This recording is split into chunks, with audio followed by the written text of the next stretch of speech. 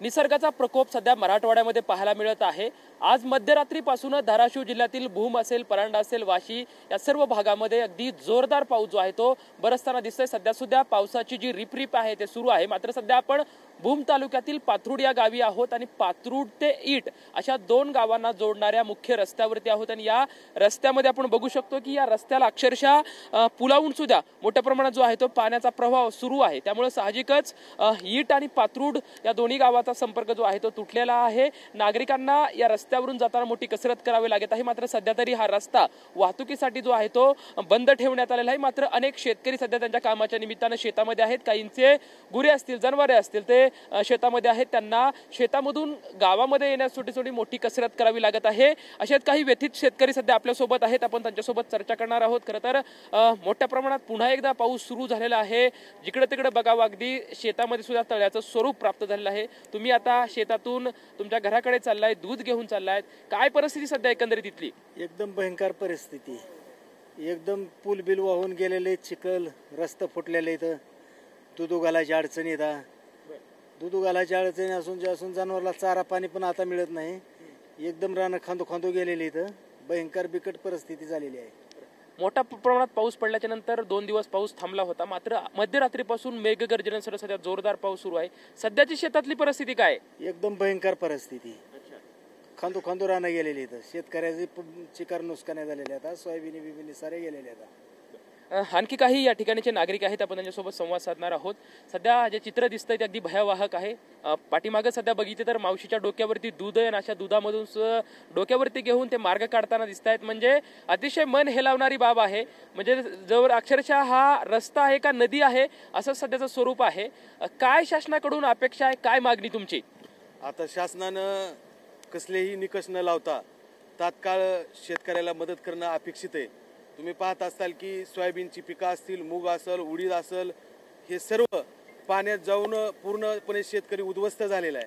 अशी कठीण परिस्थिती असताना शासन नेमकं कशाची वाट बघतं हे आम्हाला लक्षात येत नाही। तुम्ही पाहत असाल की शेतकरी मदतीची असलाय, परंतु शासन मात्र चडीचूप आहे। आज शेतकऱ्यावर आत्महत्येची वेळ आलेली असताना कुठलंही ठोस पावलं सरकारमार्फत उचलली जात नाहीयेत।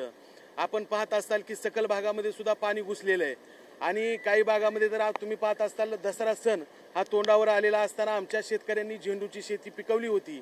आज हातातोंडाशी आलेला घास झेंडूचा हा सुद्धा या नियतीनं, ह्या अतिवृष्टीनं हिरावलाय। म्हणून आमची शासन दरबारी ह्या सरकार मायबापला तात्काळ विनंती आहे की आपण ओला दुष्काळ जाहीर करून सरसकट शेतकऱ्यांना कर्जमाफी करायला पाहिजे आणि शेतकऱ्याच्या खात्यावर अतिवृष्टीची जमीन खरडून गेलेली व पीक नुकसानची मदत आपण तात्काळ वर्ग करण्यात यावी। एकीकडे शेतकरी हा निसर्गाशी झुंजतोय, लढतोय, त्याचबरोबर ते जिल्ह्याचे जिल्हाधिकारी मात्र एका डान्स करताना असे मग्न आहेत। दुसरीकडे एखादे मंत्री शेतकऱ्याच्या बांधावर येत आहेत। आम्ही काय गोट्या खेळायला इथं आलोत का, आम्ही काय खिशात पैसे घेऊन आलोत काय, असं वक्तव्य खरं तर शेतकऱ्यांचा आणखी संताप वाढवणार आहेत काय? निश्चितपणे इतकी कठीण आणि गंभीर परिस्थिती माझ्या शेतकऱ्यावर आलेली असताना जिल्ह्याचे जिल्हाधिकारी महोदय त्या ठिकाणी डान्स करण्यामध्ये मग्न आहेत। आणि तुम्ही पाहत असाल की सध्याचे मंत्री महोदय या धाराशिव जिल्ह्यामध्ये येऊन गेले, परंतु त्यांनी कुठलीही त्या ठिकाणी आश्वासन सुद्धा साधं शेतकऱ्याला दिलेलं नाहीये। स्वतःच्याच त्या ठिकाणी सत्तेची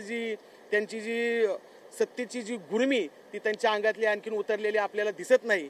आणि खऱ्या अर्थानं आज बघत असाल तर आमच्या जिल्ह्याचे खासदार ओमदादा असतील, कैलासदादा असतील आणि आमचं सर्व शिष्टमंडळ गेले 8 दिवस झालं शेतकऱ्यांच्या बांधापर्यंत आम्ही पोहोचण्याचा प्रयत्न करत आहोत। त्यांना जशी जमेल तशी मदत आम्ही या आमच्या शिष्टमंडळाच्या माध्यमातून, आमच्या शिवसैनिकाच्या माध्यमातून, आमच्या सर्व नागरिकांच्या माध्यमातून आम्ही त्या ठिकाणी त्यांना आधार देण्याचा प्रामाणिक प्रयत्न करतोय। फक्त मी वारंवार एकच विनंती या शासन दरबारी करतोय की अतिशय महाभयंकर परिस्थिती आहे। आज आम्हाला काही कुटुंबामध्ये पाऊल ठेवण्याची आमची हिंमत होत नाही, कारण त्यांच्या घरात असलेलं साहित्य तुम्ही पाहत असताल, रोज प्रपंचासाठी लागणारं साहित्य सुद्धा या पुराच्या पाण्यामध्ये वाहून गेलंय।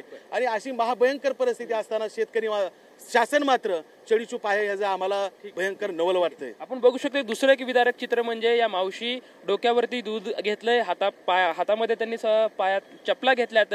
मावशी, जोरदार पाऊस भरतोय रात्रीपासून, अगदी होत्याचं नव्हतं पिकाचं झालेलं आहे। तुम्ही एवढ्या पाण्यातून मार्ग काढीत आल्यात, काय शासनाकडे तुमची मागणी, काय भावना आहे? हे काही रस्ता नीट करणं, आमच्या शेतकऱ्याला मदत करणं। आमची परिस्थिती घरी माणसं नसल्यामुळे मला स्वतः दुधाला जावं लागतं। गाया शेती कमी असल्यामुळे पावसाने नुकसान झाल्यामुळे 2 गाया पाळू शकल्यात। मग ते आणण्यासाठी मला उपायच नाही ना, स्वतः जावंच लागतंय मला. बरं, आता दसरा दिवाळी असा सण तोंडावरती आलाय, काय काय शेतीतलं नुकसान झालं आहे, जनावरांसाठी चाऱ्याचं आता काय परिस्थिती सध्या तुमची? चाराच नाही ना, आता सध्या कडबा वाहून गेलेला आहे, जनावराला कडब्याची मदत करणं गरजेचंच आहे.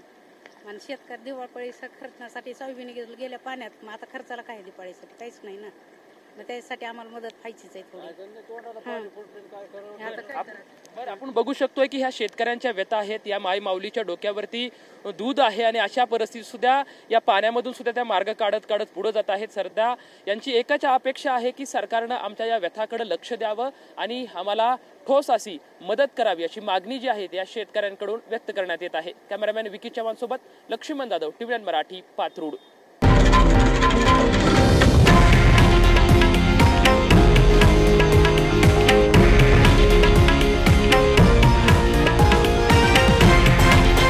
हे आहे देशातील नंबर 1 न्यूज नेटवर्क आणि आपण पाहत आहात TV9 मराठी, एकमेव.